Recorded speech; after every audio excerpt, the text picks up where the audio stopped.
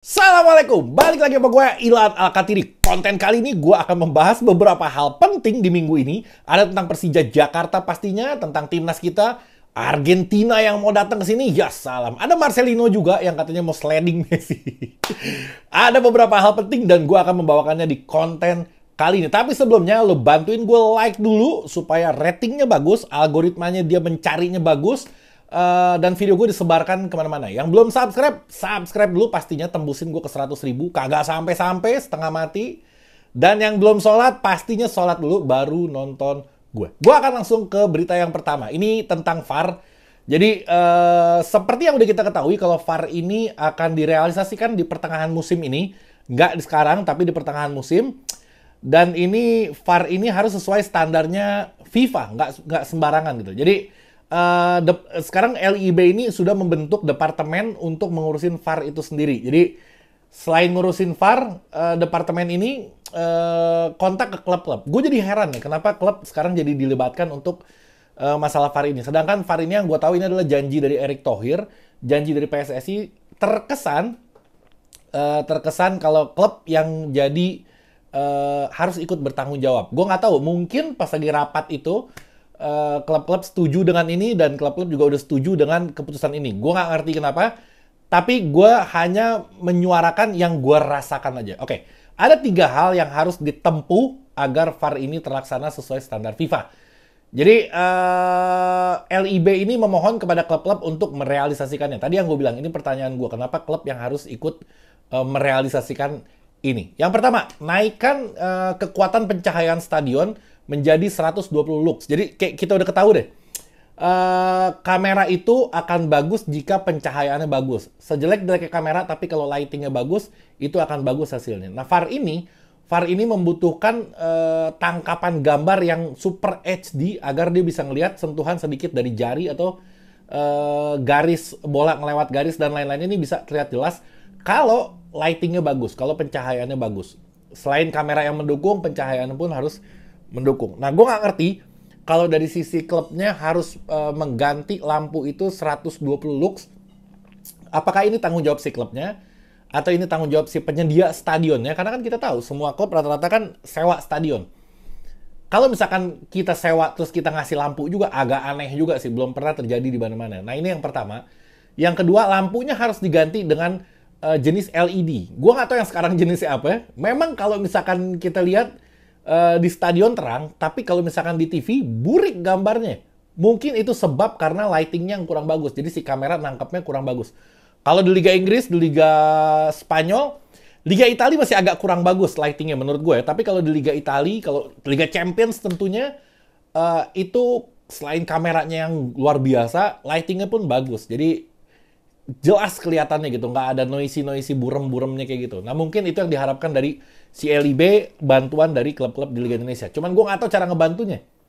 Nyumbang lampu, atau ikut ngegantiin lampu, atau apa, gue nggak paham ini tujuannya kayak gimana. Terus, yang ketiga harus menggunakan LED board dalam implementasi komersil di perimeter stadion.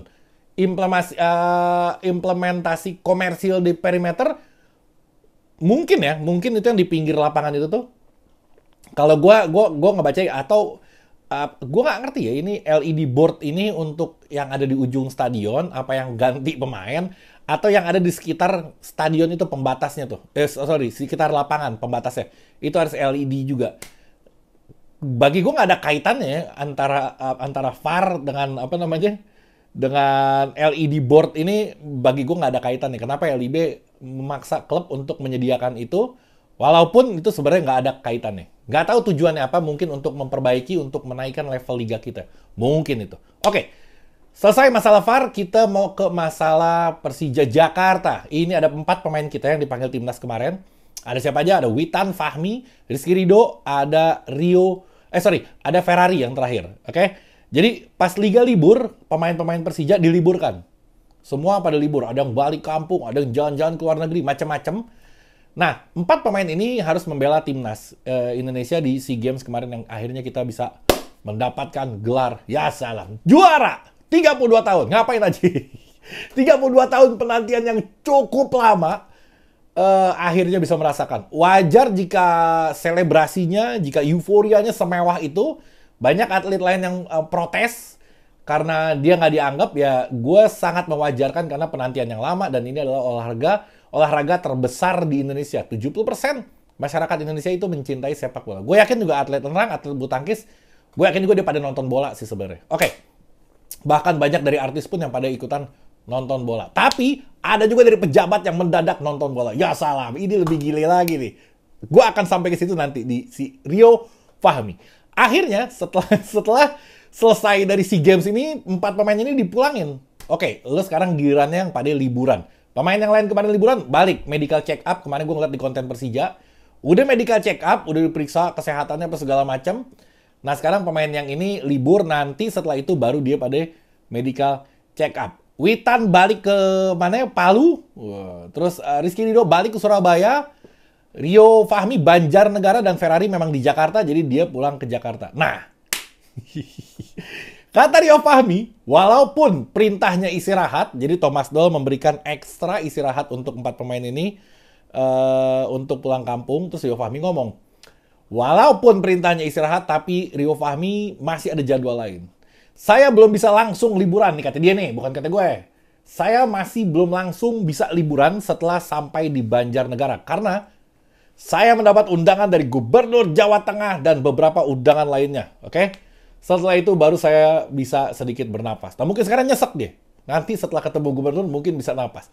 Banyak akhirannya dari sana-sini. Pendapat-pendapat dari kalian. Jackmania welcome, Jackmania Akhi dan Jackmania Ukhti. Yang berspekulasi. Waduh, jangan-jangan bernafas ini dalam artian dapat PNS. Jangan-jangan bernafas ini dapat artian jabatan di perusahaan kayak Hoki Caraka kemarin. Ada yang bilang, jangan ditemuin.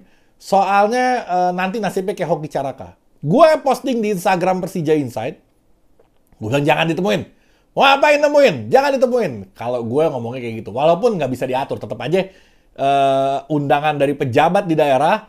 Ya masa iya ditolak, ditemuin. Cuman gue gak tahu tujuannya apa. Kenapa ini Masya Allah luar biasa. Tiba-tiba bola banget gitu. Sampai Rio Fahmi pun diundang. Dan mungkin lo tahu kenapa ya. Gue gak tahu nih. Kenapa tujuannya apa gue gak tahu. Mungkin lo tahu, lo komen.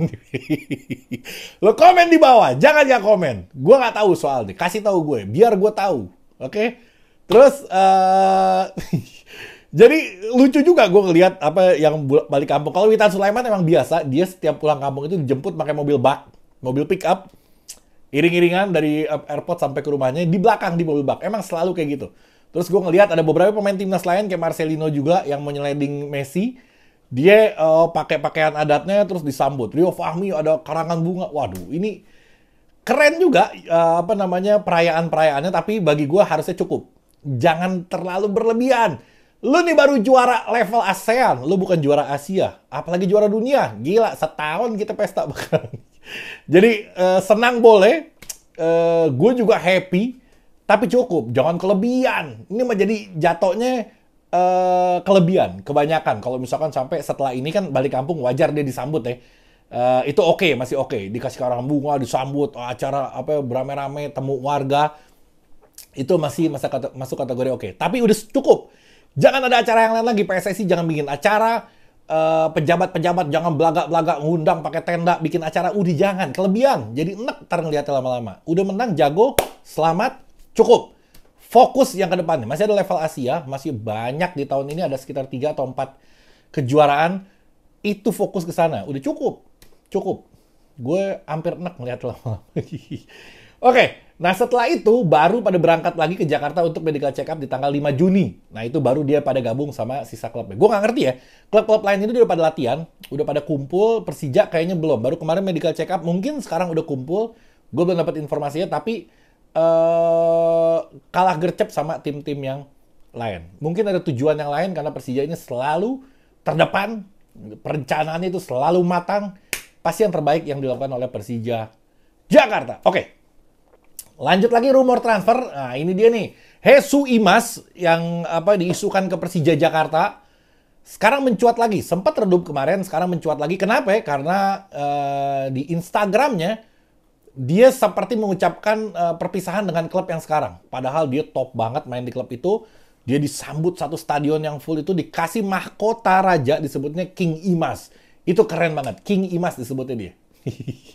Bagus mainnya berarti, sampai dihargain segitunya. Nah, 3 postingan terakhirnya yang gue perhatiin ya, kayaknya kayak ngucapin perpisahan. Nah, setelah itu, jangan lupa setiap apapun yang ada di postingan, lo wajib baca kolom komentarnya. Gila, luar biasa kolom komentarnya isinya. Ya salam, anak-anak The Jack semua. Pada rame-rame bilang, Imas, gabung. Sampai kayak ngerti si Imas baca tulisan lo. Imas, gabung sini ke Persija. Di Persija pasti bisa menang. Ya salam. Lo baca aja komen-komen lucu-lucu. Kayak ngerti. Mungkin ada translationnya di situ, jadi si Imas bisa paham. Mungkin aja. Oke. Lanjut lagi ke apa ya? Masalah ini. Kita selesai di masalah apa namanya? Yang tadi kita lanjut ke PSSI. Ini gosip-gosip tentang sepak bola nasional kita ini juga menarik, tuh nggak lo? Jadi selain Persija, kita juga harus memperhatikan sepak bola nasional kita. Timnas Indonesia. Gila, luar biasa ini timnas kita juara kemarin. Cukup, jangan kebanyakan, nanti enek lo pada. Oke, jadi Erick Thohir memastikan kalau Dirtek yang baru itu dari luar negeri, kan tadinya Indra Safri, karena sudah ada kolaborasi antara PSSI dan Jerman. Dan masalah Dirtek itu kalau dari apa namanya, dan dipastikan orang asing maksud gue. Jadi Erick Thohir sudah kerjasama dengan Jerman untuk menentukan siapa Dirtek baru untuk Indonesia. Bisa jadi orang Jerman, bisa jadi orang Eropa lainnya. Tapi kalau gue ngelihatnya, kalau Dirtek dari orang asing ini pasti kualitasnya lebih bagus, pasti. Tapi apakah bisa jalan atau enggak, gue kurang meyakini itu. Kenapa? Karena tugas Dirtek itu dia yang pertama merencanakan sepak bola, perencanaan sepak bola dari segala lini, dari segala sudut. Dia merencanakan itu. Yang kedua, filosofi bermain timnas, apakah akan cocok dengan gaya mainnya Sintayong? Apakah akan cocok dengan gaya mainnya Indra Safri? Karena Dirtek ini jabatannya di atas yang lainnya. Di atas kepala pelatih timnas senior. Di atas kepala pelatih semuanya. Jadi, ini menyocokkan filosofi bermain antara misalkan Jerman dengan Korea, dengan Indonesia ini agak repot kalau gue ngelihatnya kalau Dirteknya harus dari asing. Di lokal juga banyak sebenarnya bagus-bagus sih. Nggak perlu dari asing. Kalau menurut gue kayak gitu. Terus pengembangan pemain muda, itu juga salah satu tugasnya. Ini gue garis besarnya aja ya. Terus hubungan antar klub dan manajemen. Jadi misalkan panggilan, kayak kemarin sempat cekcok lah Persija dengan Sintayong. Itu harusnya Dirtek yang hadir di situ untuk menyelesaikan masalah itu. Apakah bisa orang asing ini untuk menyelesaikan itu? Terus mengepalai scouting tentang pencarian pemain-pemain muda ke pelosok-pelosok. Indra Safri udah ahli banget di situ. Bagus banget di situ, emang dia bidangnya itu untuk mencari pemain-pemain muda dari daerah. Nah, apakah pemain ini bisa, pelatih ini, si Dirtek ini bisa atau enggak? Gue meragukan itu. Terus, banyak banget. Yang gue paling mengkhawatirkan filosofi bermain sih, kalau misalkan harus berbeda dengan pelatih Sintayong. Oke, yang berikutnya, Argentina. Ini gue rangkum ini berita biar jadi satu video. Karena gue bikin lagi, agak jarang gue sekarang bikin video. Nggak tahu kenapa lagi kurang kurang sering. Semangatnya masih, tapi kurang sering gue. Oke. Argentina akhirnya info resmi diumumkan oleh PSSI-nya Argentina. Ini menjadi masalah lagi. Gua waktu itu ngomong setelah kalah PSSI-nya Kamboja mengundurkan diri. Rame kolom komentar gue sampai gue hapus. Gue capek ngejelasin satu-satu, orang pada nggak paham. Dia bilang, masa di Kamboja ada PSSI? Berarti Persatuan Sepak Bola Seluruh Indonesia Kamboja katanya. Allahu Akbar. Gue bilang, itu kan pakai kalimatnya itu kan menandakan kalau seperti yang di Indonesia, bukan PSSI ada di sono. Kayak sekarang, Argentina diumumkan resmi ke Indonesia oleh PSSI-nya Argentina. Lo coba yang ngedengar mengartikannya apa? Masa di Argentina ada PSSI? Masa lo mikir begitu? Berarti kan di Argentina ada lembaga kayak PSSI dan itu yang mengumumkan. Kan kayak gitu. Gue mesti ngebalesin komen satu-satu capek. Akhirnya gue pusing, gue hapus aja. Mudah-mudahan kalian cepat sadar dan komennya jangan yang aneh-aneh. Masa di Kamboja ada PSSI, berarti Persatuan Sepak Bola Seluruh Indonesia Kamboja. Ya salah, ngaco lo. Kacau. Oke, akhirnya diumumkan, tapi gue nggak tahu kenapa ya. Gue nggak tahu kenapa kalau PSSI ini nggak ngomong-ngomongin. Apa yang ditunggu sama si PSSI? Kenapa dia nggak umum-umumin untuk Argentina ini? Dia bilang belum ada hitam di atas putih. Kalau belum ada hitam di atas putih, kenapa Argentina dengan akun resminya, PSSI-nya, berani mengumumkan? Berarti nggak mungkin lah. Kita aja nggak mau sembarangan, apalagi dia. tim yang juara dunia nggak mungkin sembarangan press release mengumumkan sesuatu yang belum jelas. Gue nggak tahu ya kenapa agak lambat di PSSI ini untuk hal-hal yang receh seperti itu. Harusnya kejutan ini datang dari PSSI. Gagahnya Erick Thohir datang. Oke, saya umumkan Argentina akan datang ke Indonesia. Oke. Dan dipastikan Indonesia akan melawan Argentina tanggal berapa tuh? 19 Juni. Geger Indonesia. Jadi presiden langsung langsung geger Indonesia pasti kalau Erick Thohir dengan gagahnya. Sekarang udah bocor, udah hambar. Lo mau ngumumin, nggak seru lagi. Udah nggak seru lagi. Jadi sayang sekali. Baik di level timnas, baik di level klub. Kalau mau ngumumin lama. Akhirnya udah ada bocoran-bocoran yang menjadikan gebrakan itu, pengumuman itu, jadi udah nggak seseru yang seharusnya. Jadi harusnya gercep. Gercep harusnya. Itu saran dari gue. Oke. Jadi sebelumnya dia tanding dulu di Beijing lawan Australia. Dari situ langsung terbang ke Indonesia. Terbalik gue. Kalau nggak salah 15 di Beijing, terbang ke Indonesia tanggal 19 main di Indonesia. Gue nggak tahu deh. Kemungkinan besar mainnya di GBK. Salah satu exco Vivian apa namanya kalau nggak salah ya, yang perempuan itu dia ngumumin kalau kemungkinan besar di Indonesia dan doain aja semoga ide lancar. Dan kemungkinan di GBK karena saya pengen nonton, dia bilang. Oke. Jadi ada kemungkinan di GBK. Mudah-mudahan lawannya tim senior, jangan lagi belagak-belagak kayak zaman dulu datang AC Milan ke Indonesia lawan All Star. Iya salam. Datang tim dari sini lawannya All Star Indonesia. Malu dibantai 10-0, 5-0. Udah All Star dibantai yang mainnya tua-tua lagi. Mau ngapain lagi? Enggak, kalau ini dipastikan kayaknya tim senior karena ini jadwal resminya FIFA. Ini FIFA Matchday, jadi kayaknya ini akan tim senior yang main. Gue suka sebel kalau misalkan ngelihat ada tim lain datang ke sini, banyak pemain yang pada pengen main, berebut. Mungkin ini asik nih, mungkin duitnya, setorannya kenceng kalau misalkan mungkin ada ya, karena dia pengen main lawan Messi. Dan gue harapkan jangan caper. Jangan caper nanti. Biasanya pemain kita kayak Ronaldinho kemarin datang, harusnya kita nonton Ronaldinho. Lo megang bola dikit aja, pura-pura salah biar Ronaldinho megang bola. Orang bayar tiket datang nonton, pengen nonton Ronaldinho, bukan pengen nonton tampang muka lo. Gocek-gocek, Ronaldinho nggak dioper, Ronaldinho sampai nyengir di lapangan. Dibilang, nih orang pada ngapain? Malah pada main serius, Ronaldinho di-tackle apa segala macam. Ini entertainment, ini harusnya menjadi hiburan untuk warga Indonesia dengan hadir Ronaldinho.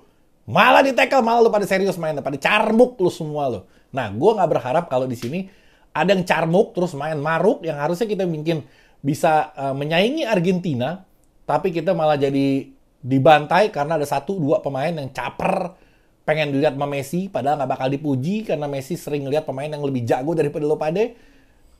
Jadi saran gue jangan caper, main normal aja, passing-passing. Lo udah kepilih jadi 11 pemain yang bisa ngelawan Messi, lo udah yang terbaik di Indonesia, nggak perlu pengakuan lagi. Lo buktiin omongan gue yakin banget nanti akan ada pemain-pemain caper depan Messi, dan pemain-pemain norak yang nanti, aduh deh. Gue nggak berharap itu. Oke, yang berikutnya apa sih? Marcelino Ferdinand. Jadi gue posting komennya, ternyata fans Messi ini galak-galaknya luar biasa. Akhirnya gue perbaiki di caption gue. Gue bilang kalau Marcelino ini nadanya, narasinya ini adalah bercanda. Marcelino bilang kayak gini. Dia bilang, kalau saya ketemu Messi, apa sih kurang lebih, dia bilang saya pasti sliding Messi. Karena saya fans Ronaldo. Kolom komentar gue, ya salam isinya maki-makian buat si Marcelino. Akhirnya gue perbaiki caption gue bilang, ini narasi Marcelino ini adalah bercanda. Masa iya dia berniat untuk nekel sliding Messi. Gue bilang di atasnya, kalau kekejar Messi-nya, kalau Messi lari dia ketinggalan, susah. Tapi ini emang Marcelino orangnya ini suka bercanda, dan ya kita harus tanggapinnya dengan bercanda juga. Jangan serius-serius. Lo fans Messi gara-gara Marcelino dan Ronaldo jadi dimaki-maki Marcelino. Galak-galak pada lo. Jadi jangan terlalu galak. Bawa santai aja. Oke, gue rasa cukup. Nggak ada lagi berita yang bisa gue bawain. Udah gue catat semuanya dan semua udah gue bacakan. Jangan lupa nonton video gue yang berikutnya ini, karena akan ada informasi-informasi menarik lagi dari Ilan Alkatiri. Oke, sampai sini dulu. Assalamualaikum warahmatullahi wabarakatuh.